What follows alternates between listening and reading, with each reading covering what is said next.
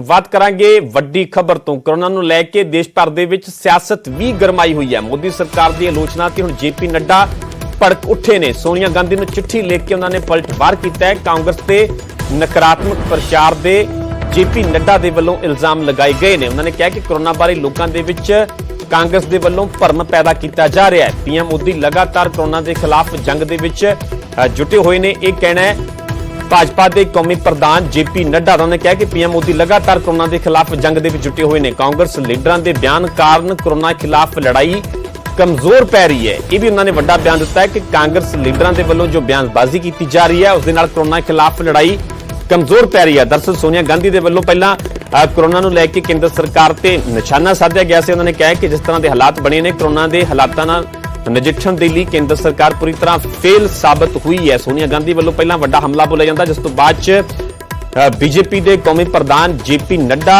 दे वालों पलटवार किया जाता है। सोनिया गांधी नूं चिट्ठी लिखी जाती है। चिट्ठी लिख के सीधे तौर पर निशाना साधा जाता है कि कोरोना बारे लोगों के विच कांग्रेस के वालों भरम पैदा किया जा रहा है। पीएम मोदी लगातार कोरोना खिलाफ जंग के विच जुटे हुए ने। उन्होंने कहा कि कांग्रेस लीडरों के बयान कोरोना खिलाफ लड़ाई कमजोर कर रहे हैं। कोरोना खिलाफ लड़ाई अजिहे बयाना करके कमजोर पै रही है। यह कहना है जेपी नड्डा का। जेपी नड्डा ने कांग्रेस की सुप्रीमो सोनिया गांधी ते पलटवार किया। चिट्ठी लिख के सीधे तौर पर निशाना साधा। कांग्रेस से नकारात्मक प्रचार करने के जेपी नड्डा के वालों इल्जाम लगाए गए हैं। कोरोना बारे लोगों के विच भरम पैदा कर रही है कांग्रेस। सीधे तौर पर उन्होंने निशाना साधा। पीएम मोदी लगातार कोरोना खिलाफ जंग के विच जुटे हुए ने।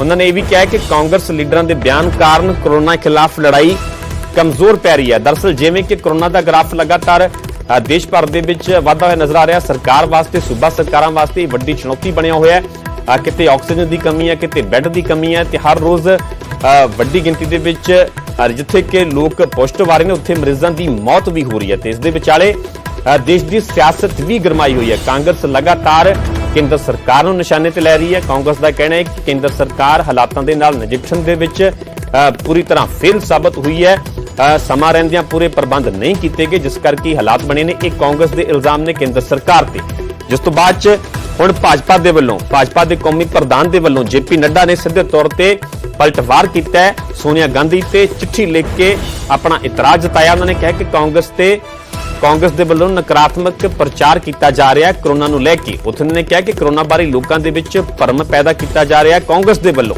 ते पीएम मोदी लगातार कोरोना खिलाफ जंग के विच जुटे हुए हैं। जेपी नड्डा का कहना है कि लगातार प्रधानमंत्री मोदी हालातों का जायजा ले रहे हैं। कोरोना खिलाफ जंग के विच जुटे हुए हैं ते पूरी हालातों ते नज़र सरकार के वालों रखी जा रही है। उन्होंने कहा कि कांग्रेस लीडरों के बयान कारण कोरोना खिलाफ लड़ाई कमजोर पै रही है। जेपी नड्डा के वालों सीधे तौर पर निशाना साधा।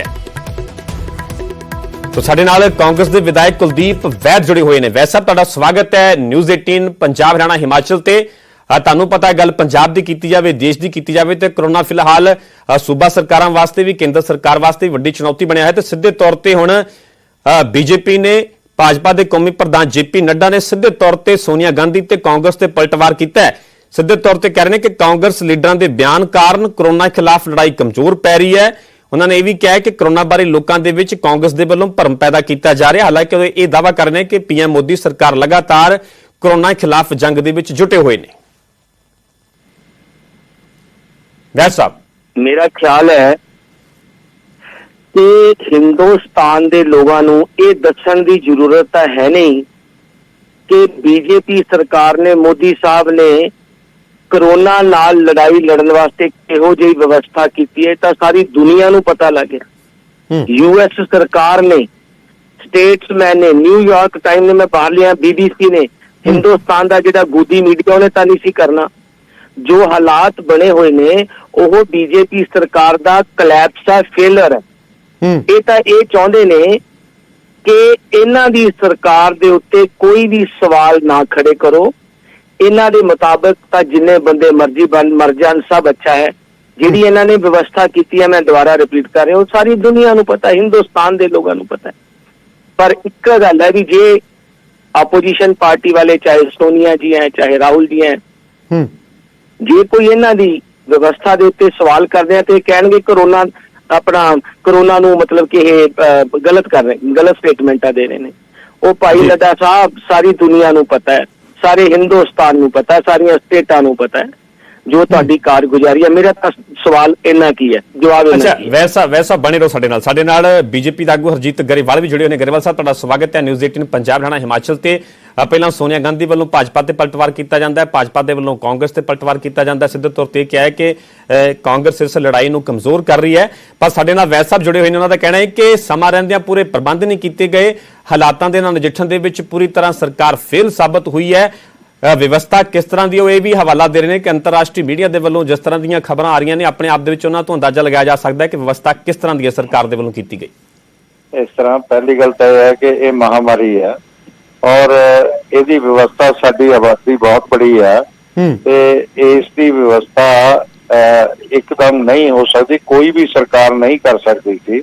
ਪਰ ਉਸ ਦੇ ਬਾਵਜੂਦ ਵੀ ਸਾਡੇ ਪ੍ਰਧਾਨ ਮੰਤਰੀ ਦੀਆਂ ਨੀਤੀਆਂ, ਸਾਡੀ ਸਰਕਾਰ ਦੀਆਂ ਨੀਤੀਆਂ, ਵਿਦੇਸ਼ ਨੀਤੀ ਦੀ ਵਜ੍ਹਾ ਕਰਕੇ ਜਿਸ ਤਰ੍ਹਾਂ ਅਸੀਂ ਬਾਕੀ ਦੇਸ਼ਾਂ ਜਦੋਂ ਮੁਸੀਬਤ ਆਈ ਉਹਨਾਂ ਦੀ ਮਦਦ ਕੀਤੀ, ਜਿਸ ਦੀ ਇਹ ਕਾਂਗਰਸ ਦੀ ਤਰਫੋਂ ਆਲੋਚਨਾ ਹੋ ਰਹੀ ਹੈ, ਤੇ ਉਹ ਅੱਜ ਉਸੇ ਦੇ ਬਦਲੇ 'ਚ ਸਾਡੀ ਮਦਦ ਕਰ ਰਹੇ ਆ ਤੇ ਇਹ ਹਿਊਮੈਨਿਟੀ ਦੀ ਗੱਲ ਆ ਔਰ ਇਹਦੇ 'ਚ ਇੱਕ ਅੱਛੀ ਗੱਲ ਆ, ਅੱਛੀ ਸੋਚ ਆ, ਜਿਹਦੀ ਸਰਕਾਰ ਦੀ ਸੋਚ ਦੀ, ਸਾਡੇ ਪ੍ਰਧਾਨ ਮੰਤਰੀ ਦੀ ਸੋਚ ਦੀ ਪ੍ਰਸ਼ੰਸਾ ਹੋਣੀ ਚਾਹੀਦੀ ਆ। ਪਰ ਮੈਨੂੰ ਅਫਸੋਸ ਆ ਕਿ ਕਾਂਗਰਸ ਦੀ ਨਕਾਰਾਤਮਕ ਸੋਚ ਦੀ ਵਜ੍ਹਾ ਕਰਕੇ ਔਰ ਇਸ ਮਹਾਮਾਰੀ 'ਚ ਵੀ ਬਰਾਬਰ ਨਾਲ ਨਾ ਖੜੇ ਹੋਣਾ ਤੇ ਇਹ ਲੋਕ ਜਿਹੜੇ ਆ ਹੌਲੀ ਹੌਲੀ ਕਾਂਗਰਸ ਨੂੰ ਨਕਾਰਦੇ ਜਾ ਰਹੇ ਆ।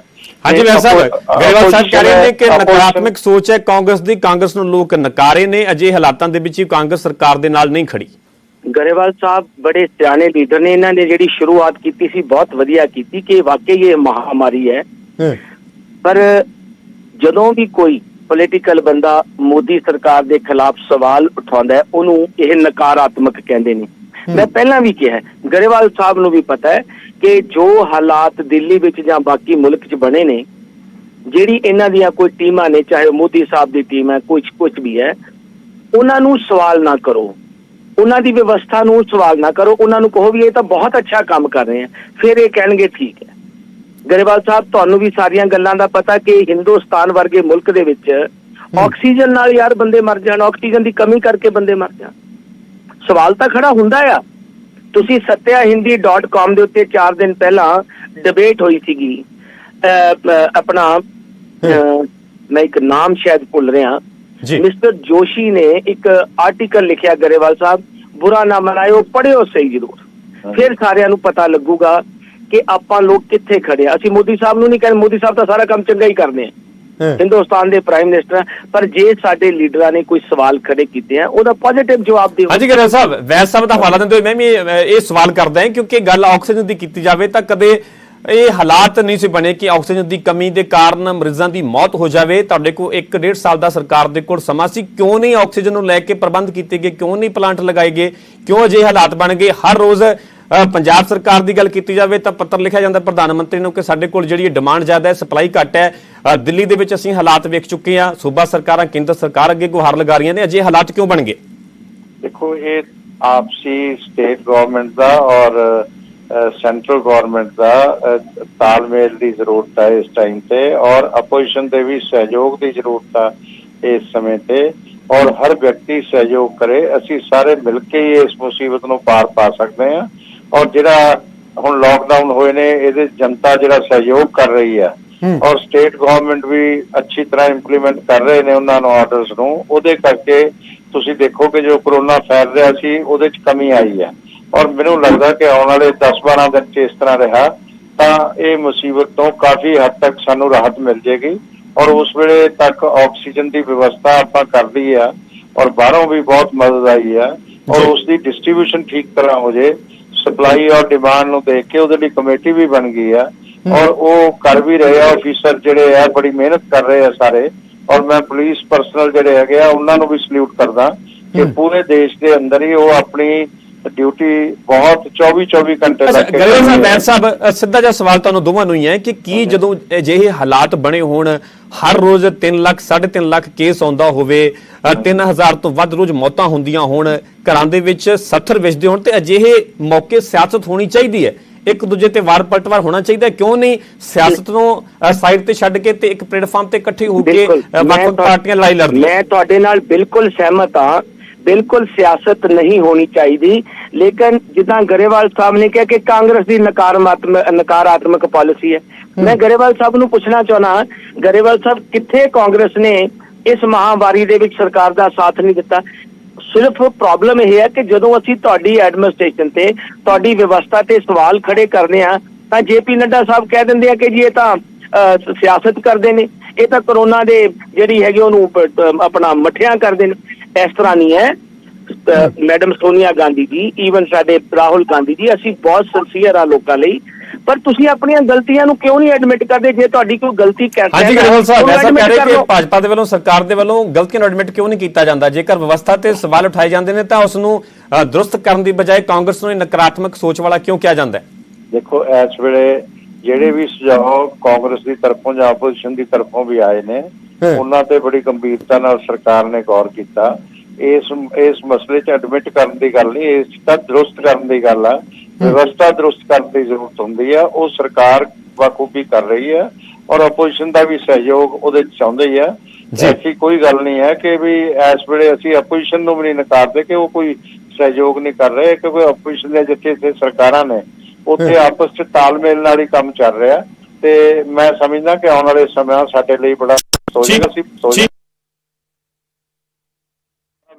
ਠੀਕ ਹੈ ਗਰੇਵਾਲ ਸਾਹਿਬ, ਉਮੀਦ ਕਰਦੇ ਹਾਂ ਕਿ ਜਲਦੀ ਸਾਨੂੰ ਜਿਹੜੀ ਹੈ ਇਸ ਤੋਂ ਨਿਜਾਤ ਮਿਲੇ, ਅਸੀਂ ਜਿੱਤ ਹਾਸਲ ਕਰੀਏ ਕਰੋਨਾ ਖਿਲਾਫ। ਗਰੇਵਾਲ ਸਾਹਿਬ, ਵੈਦ ਸਾਹਿਬ, ਤੁਹਾਡਾ ਬਹੁਤ ਬਹੁਤ ਧੰਨਵਾਦ, ਤੁਸੀਂ ਸਾਡੇ ਨਾਲ ਜੁੜੇ।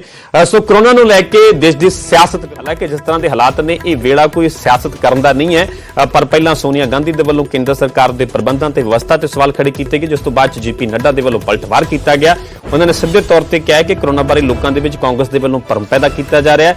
ਕਾਂਗਰਸ ਲੀਡਰਾਂ ਦੇ ਬਿਆਨ ਕਾਰਨ ਕਰੋਨਾ ਖਿਲਾਫ ਲੜਾਈ ਕਮਜ਼ੋਰ ਪੈ ਰਹੀ। ਹਾਲਾਂਕਿ ਜਿਵੇਂ ਕੁਲਦੀਪ ਵੈਦ ਕਹਿ ਰਹੇ ਨੇ ਕਿ ਜਦੋਂ ਵਿਵਸਥਾ ਤੇ ਸਵਾਲ ਖੜੇ ਕੀਤੇ ਜਾਂਦੇ ਨੇ, ਕੇਂਦਰ ਸਰਕਾਰ ਤੇ ਸਵਾਲ ਖੜੇ ਕੀਤੇ ਜਾਂਦੇ ਨੇ, ਤਾਂ ਫਿਰ ਵਿਰੋਧੀ ਧਿਰਾਂ ਦੇ ਵਿੱਚ ਹੀ ਕਮੀਆਂ ਕੱਢਣੀਆਂ ਕੇਂਦਰ ਸਰਕਾਰ ਦੇ ਵੱਲੋਂ ਸ਼ੁਰੂ ਕਰ ਦਿੱਤੀਆਂ ਜਾਂਦੀਆਂ ਨੇ।